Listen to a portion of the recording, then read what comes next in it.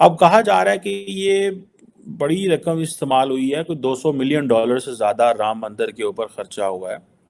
और कहा जा रहा है कि 1 लाख विजिटर्स हर रोज, 1 lakh 100,000 people will come there daily. Ram Bharat की आस्था है, राम भारत का आधार है, राम भारत का विचार है, राम भारत का विधान है। तो ये एक बहुत बड़ा अटैक है माइनॉरिटीज़ पे और ख़ासतौर पे मुसलमानों के, कि हमारी जितनी भी इबादत गाहें हैं वहाँ पे वो महफूज नहीं है। और वहाँ पे जिस तरीके से वहाँ पे जब से आरएसएस और शिवसेना की हुकूमत आई है, इन्होंने बहुत से मुकामात जो हैं वहाँ पे जो मुसलमानों ने बनाए थे, वहाँ पे वो उनको मुगलों ने उनको चेंज करके उनकी प्लेट्स चेंज कर रहे हैं, उनको हिंदुओं के टाइटल्स दिए जा रहे हैं। या तो स्मार्ट बंदा उसमें टर्की में निकला है तैयब उर्दगान, या फिर भारत का नरेंद्र मोदी ही ट्रांसफॉर्म्ड सो स्लोली कि पता भी नहीं चलने दिया, एक्सेप्टेंस भी ले ली और ट्रांसफॉर्म भी कर लिया। ठीक है जी। और ये चीज़ें जो हैं ये बताती हैं कि आइंदा आने वाले दिनों के अंदर इंडिया जो है वो किस डायरेक्शन में जाने जा रहेगा और इंडिया को किस डायरेक्शन में देखा जाए। बिल्कुल ये बात 100% ठीक है। ये बिल्कुल, ये पहले वहां पे मंदिर था। ये बिल्कुल बात हिस्टोरिकली आप जो पुरानी बुक्स में पढ़े, ये बिल्कुल बात सही है।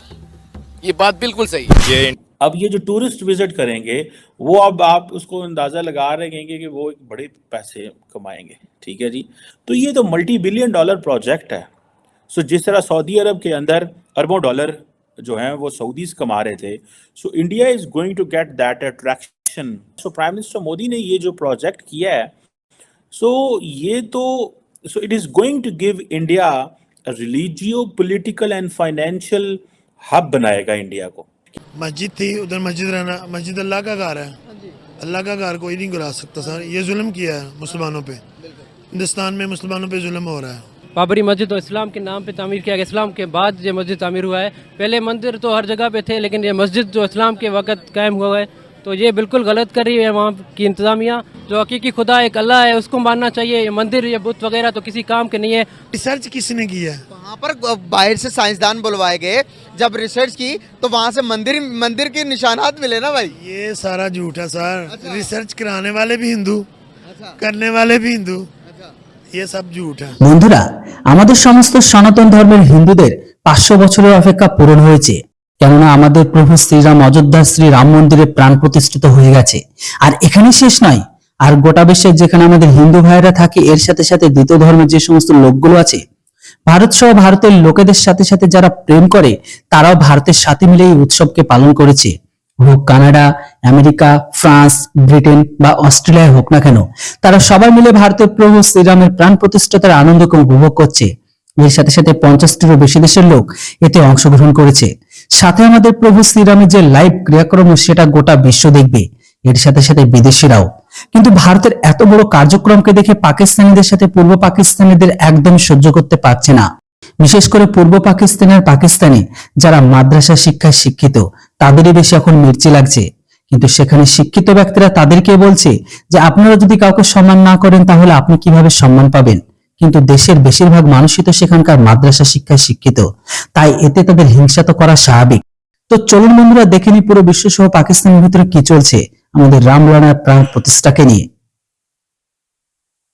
नरेंद्र मोदी ने अयोध्या के अंदर राम मंदिर की जो इनॉग्रेशन हुई है, ये बाबरी मस्जिद जो है उसको जो इन्होंने डिमोलिश करके ये बनाया और उन्होंने कहा भाई ये हमारा है, हम हैं यहाँ पे, और ये अब के बाद जो है ये एक $multi-million प्रोजेक्ट है और यहाँ से अब पैसा आएगा, ये एक पॉलिटिकल रेलेवेंस देगा। सो ये वेटिकन है, this is a Vatican of Hindus. India के अंदर लोग आते थे हेल्थ टूरिज्म के लिए। ठीक है। अब इंडिया के अंदर वो सारे के सारे जो हिंदूज ऑल इन इस रीजन में है, वो नेपाल में हों, वो भूटान में अगर कहीं पे हैं या बाकी जगहों पे हैं, या श्रीलंका में जैसे मैं देख रहा था सेलिब्रेशंस हो रही हैं, या मॉरिशस में हो रही हैं, या और बहुत सारे जगहों में हो रही हैं, तो वो सारे लोग यहाँ पे आया करेंगे अयोध्या में, यूपी में, और वो आके यहाँ पे सेलिब्रेट करेंगे। And then all those Hindus who are in America, in Canada, in Europe, वो सारे के सारे अब यूपी आया करेंगे। अब यूपी में चार्टर्ड जहाज चलेंगे, फ्लाइट्स आएंगी, and then that will give India a relevance.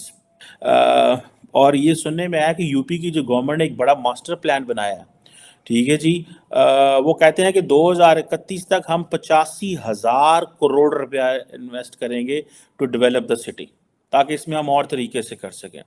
और कहते हैं कि इंडिया ऑलरेडी बहुत सारा पैसा जो रिलीजियस टूरिज्म से कमा रहा है। अभी सुनने में आता है कि इंडिया ने तकरीबन कोई 1.25 लाख 1.5 लाख करोड़ रुपया 2022 में कमाया, ठीक है जी, जो कि 100% इंक्रीज है एज कम्पेयर टू 2021 की बनिस्बत।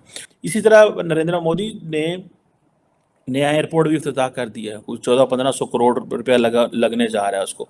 सो they are going to capitalise on this tourism opportunity and religious relevance. करीब देखिएगा आप ये देखिएगा कि हर स्ट्रीट में, हर मोहल्ले में एक मस्जिद के साथ एक मंदिर होगा। अच्छा। ये हमारे बच्चे देखेंगे ये चीज़ें, क्योंकि हमारे सरबराह कुछ ऐसे हैं कि जिनको सिर्फ नाम के मुसलमान हैं। जो ये जो इंडिया की हिपोक्रेसी है, पहले तो उन्होंने मस्जिद को शहीद किया है, अब उसके बाद वो मुसलमानों को मौक करने के लिए इतना बड़ा वो जलसा कर रहे हैं और उसका इफ्तिताह कर रहे हैं। तो ये बिल्कुल गलत है, मुसलमानों के जज्बात के साथ खेलना और उनका मजाक उड़ाना। हम उसके खिलाफ हैं और हम प्रोटेस्ट करेंगे, जो भी हम लोग कर सकते हैं इंशाल्लाह ज़रूर करेंगे। देखें मस्जिद का ये सानिया हुआ था, तो पाकिस्तान में आपको पता कितने मंदिर गिरे थे? ये तो एक शैतान जो है ना, साम्राज्य, ये फितने बोता है, ये फितने पैदा करता है कि ये खित्ता तरक्की ना करें।